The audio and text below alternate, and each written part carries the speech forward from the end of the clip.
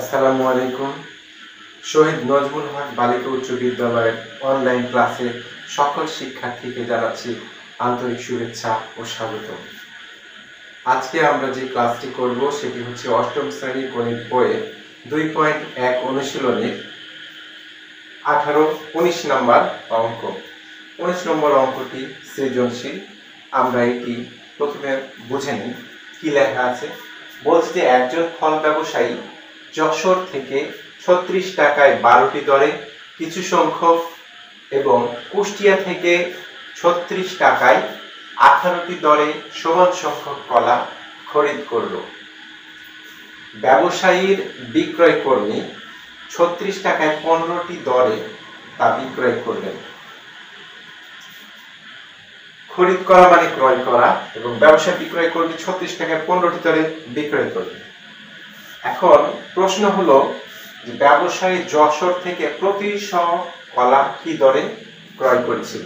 প্রতি শ মানে প্রতি 100 কি দরে ক্রয় করেছিল, মানে 100-র দাম কত সেটা বের করতে বলেছে। তো আমরা আরেকটু ভালো করে পড়ি। যশোর থেকে যে কলাটা কিনা হয়েছিল সেটার একটু তথ্যটা জেনে নিই। কি বলছে, যশোর থেকে 36 টাকায় 12টি দরে কিছু সংখ্যক কলা ক্রয় করা হয়েছিল। 36 টাকায় 12টি দরে। আমার এখানে প্রশ্ন হচ্ছে যে ব্যবসায়ী যশোর থেকে প্রতি শ কলা কি দরে ক্রয় করা হয়েছিল, মানে 100টি কলার দাম, 100টি কলার ক্রয় মূল্য কত।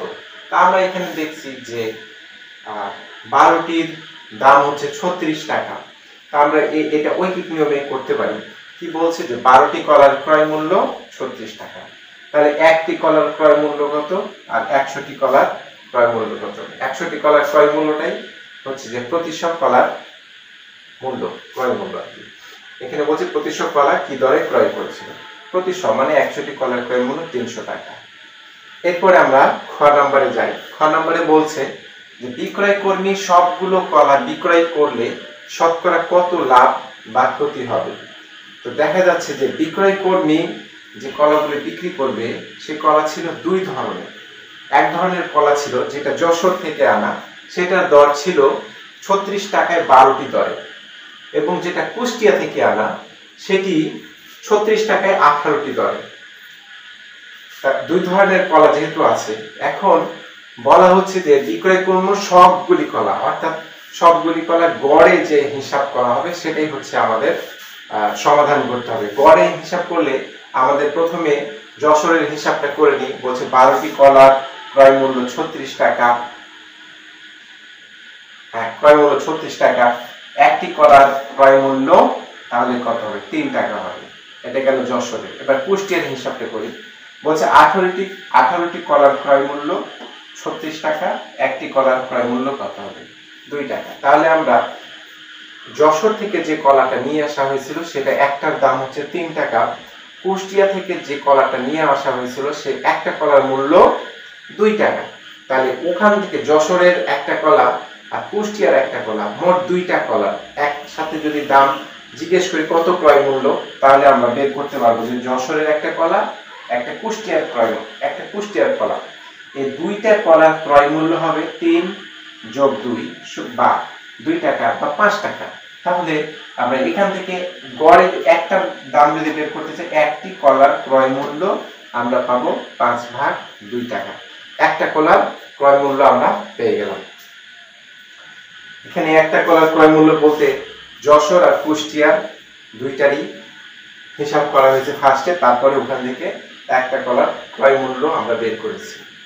এবারে বিক্রয় মূল্যের হিসাবটা বের করব। কি কারণে বিক্রয় মূল্যের হিসাব বের করব? কারণ বলেছে যে শতকরা কত লাভ বা ক্ষতি। তাহলে আমরা লাভ বা ক্ষতি কিসের উপরে নির্ভর করে?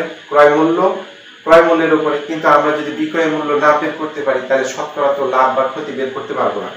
এই জন্য আমরা একটা কলার বিক্রয় মূল্য বের করব। যেহেতু আমরা একটা কলার ক্রয় মূল্য জেনেছি সেহেতু আমরা একটা কলার বিক্রয় মূল্য বের করব। এখানে বলছে 15টি কলার বিক্রয় মূল্য 36 টাকা। কোথায় পেয়েছি? ওই যে ওখানে, যে ব্যবসায় বিক্রয় কর্মী 36 টাকায় 15টি দরে তা বিক্রয় করলেন। তারপরে 15টি কলার বিক্রয় মূল্য 36 টাকা, একটা কলার বিক্রয় মূল্য 36/15 সমান 12/5 টাকা। তো আমরা একটা কলার বিক্রয় মূল্য পেলাম 12/5 টাকা, একটা কলার ক্রয় মূল্য পেলাম 5/2 টাকা। দেখো বিক্রয় মূল্য আর ক্রয় মূল্য, এখানে একটা সূত্র আছে যে আমরা কি পাই, লাভ যদি হতে হয় তাহলে কোনটা বেশি হতে হয়, বিক্রয় মূল্য না ক্রয় মূল্য? আমি যদি বেশি টাকা দিয়ে বিক্রি করতে পারি তাহলে অবশ্যই লাভ।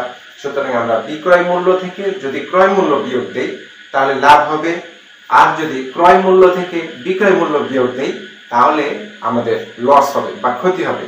তা আমরা এখন দেখি যে বিক্রয় মূল্য এটা বেশি না ক্রয় মূল্য সেটা বেশি। একটি কলার ক্ষেত্রে দেখা যাচ্ছে যে 5 কে 2 দিয়ে যদি ভাগ দেই 2.5 হবে, আর এখানে 12 কে 5 দিয়ে যদি ভাগ দেই 2.5 এর চাইতে একটু কম হবে, অর্থাৎ বিক্রয় মূল্যটা একটু কম হয়ে যাচ্ছে। এই জন্য আমি লিখেছি যে ক্রয় মূল্যের চেয়ে বিক্রয় মূল্য কম হওয়ায়, ক্রয় মূল্যের চেয়ে বিক্রয় মূল্য কম, তাহলে আমি বেশি দিয়ে ক্রয় করা হয়েছে, বেশি টাকা দিয়ে যদি ক্রয় করি আর কম টাকা দিয়ে যদি বিক্রয় করি তাহলে ক্ষতি হবে। এই জন্যই আমরা ক্ষতি লিখেছি। ক্ষতি সমান হচ্ছে 5/2 বিয়োগ 12/5। এখন আমরা এটা লসাগু করে ক্যালকুলেশন করে 1/10 পেয়েছি। তাহলে এটা কি হলো, 1/10 টাকাটা ক্ষতি হয়েছে। ক্ষতিতেও হইল, ক্ষতিটা হয়েছে কিসের উপরে, ক্রয় মূল্যের উপরে না বিক্রয় মূল্যের উপরে? অবশ্যই ক্রয় মূল্যের উপরে। তো ক্রয় মূল্য, এই যে টাকাটা ক্ষতি হলো, এটা কয়টি কলার উপরে? একটা কলার উপরে। একটা কলার ক্রয় মূল্য কত ছিল? 5/2 টাকা। তাহলে আমরা এখন শতকরায় প্রকাশ করতে পারবো, শতকরায় বের করতে পারবো কিভাবে? 5/2 টাকায় ক্ষতি হয় 1/10 টাকা, 1 টাকায় ক্ষতি হয় 1/10। যেহেতু ঐকিক নিয়মের অঙ্ক সেহেতু আমরা এখানে নিচে বস্তু ভাগ দিয়ে 5/2, আমি এখানে ভাগ চিহ্ন দিয়ে 5/2 দিয়েছি, একই ব্যাপার। এখন আমরা 100 টাকায় যদি করি তাহলে 1/10, এটা ভাগ চিহ্নটাকে আমরা গুণ দিয়েছি, নিচের 2 কে উপরে দিয়েছি আর উপরের 5 কে নিচে দিয়েছি। আর 100টা তো আগে থেকে আগের নিয়ম, যেহেতু গুণ হবে গুণ বসিয়ে দিয়েছি। এরপরে আমরা ক্যালকুলেশন করে 4 টাকা পেয়েছি। তাহলে আমরা পেলাম কি, ক্ষতি 4%। মানে 100 টাকায় ক্ষতি হয় যেহেতু 4 টাকা, সুতরাং আমরা উত্তর হিসেবে পেতে পারি ক্ষতি 4%। আমরা আশা করি বুঝতে পেরেছি খ নাম্বার অঙ্ক। এবারে গ নাম্বারের পালা। গ নাম্বারে কি বলছে?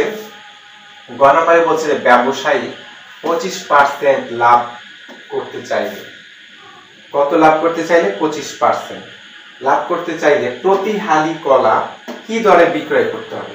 তো প্রতি হালি কলার হিসাব পরে করি। আগে আমরা যদি লাভ করতে চাই 25%, তাহলে 25% লাভ করতে চাইলে 25%, এখানে বলি যে 25% লাভে ক্রয় মূল্য 100 টাকা হলে বিক্রয় মূল্য, তাহলে কি আমরা যেহেতু লাভ করব, আমার ক্রয় মূল্য যেহেতু 100, আমি যদি এটাকে 25% লাভ করতে চাই, অর্থাৎ 100 টাকায় 25 টাকা লাভ করতে চাই, তাহলে 100 টাকা যদি ক্রয় মূল্য হয়, 100-র সাথে অবশ্যই আমরা 25 টাকা যোগ দিব। 125 হয়েছে, 125 টাকা হচ্ছে বিক্রয় মূল্য। তাহলে যে জিনিসটা আমি 100 টাকা দিয়ে ক্রয় করব, সেই জিনিসটি যদি আমি 125 টাকা দিয়ে বিক্রি করি, তাহলে এটাকে বলবো আমরা 25% লাভে বিক্রি করা হলো। তো সেই ক্ষেত্রে আমরা ওই হিসাবটা করেছি, 25% লাভে ক্রয় মূল্য 100 টাকা হলে বিক্রয় মূল্য 100 যোগ 25 টাকা সমান হচ্ছে 125 টাকা। এবারে আমরা একটু হিসাবটা করি। পূর্বের খ নাম্বার থেকে কি পেয়েছি? একটা কলার ক্রয় মূল্য 5/2 টাকা পেয়েছি। ক্রয় মূল্য, একটা কলার ক্রয় মূল্য 5/2 টাকা পেয়েছি। তাহলে এখন দেখি যে আমাদের যেহেতু 25% লাভ করতে চাই, তাহলে আমরা এখানে জানি ক্রয় মূল্য, আমরা কি বের করব? এখান থেকে বিক্রয় মূল্য বের করব। আমরা ক্রয় মূল্য 100 টাকা হলে বিক্রয় মূল্য 125 টাকা। তো যে জিনিসটির মূল্য, যে কলার মূল্য হচ্ছে 5/2 টাকা, একটা কলার মূল্য হচ্ছে 5/2 টাকা, তাহলে একটা কলার বিক্রয় মূল্য আমরা কত পাবো সেটাই এখানে বের করব। এই ঐকিক নিয়মটা হচ্ছে, আমি একটি কলার ক্রয় মূল্য জানি 5/2 টাকা, কিন্তু একটা কলার বিক্রয় মূল্য জানি না। অনেকে হয়তো প্রশ্ন করতে পারো যে স্যার, আমি তো একটা কলার ক্রয় মূল্য জানি, একটা কলার বিক্রয় মূল্য জানি, বিক্রয় মূল্য কত? খ নম্বরে বের করেছি 5 বিক্রয় মূল্য জানি 12/5 টাকা। তাহলে আমরা তো একটা কলার ক্রয় মূল্য জানলাম, একটা কলার বিক্রয় মূল্য জানলাম, তাহলে আমি আবার নতুন করে 25/8 টাকা বিক্রয় মূল্যটি কিসের বের করছি? তো দেখো আমরা যেটা বের করছি সেটা কিন্তু 25% লাভে একটা কলার বিক্রয় মূল্য। এখানে কিন্তু 25% লাভে একটা কলার মূল্য বের করিনি, এটা হচ্ছে প্রথমকার খ নাম্বার অঙ্ক অনুযায়ী আমরা এটা বের করেছি। কিন্তু এখানে যেটা বের করছি সেটা হচ্ছে 25% লাভে একটা কলার বিক্রয় মূল্য। ক্রয় মূল্য তো 25% লাভ বা ক্ষতির হিসেবে বের করতে হয় না। ক্রয় মূল্য আগে থেকেই জানি আমরা, একটা কলার ক্রয় মূল্য 5/2 টাকা, এটা খ থেকে পেয়েছি, আমরা খ থেকে লিখে নিয়েছি। এবারে ক্রয় মূল্য 100 টাকা হলে বিক্রয় মূল্য 125 টাকা, কারণ 25% লাভে হিসাব করে আমরা অঙ্কটি করছি। তাহলে 1 টাকা হলে বিক্রয় মূল্য কত হবে?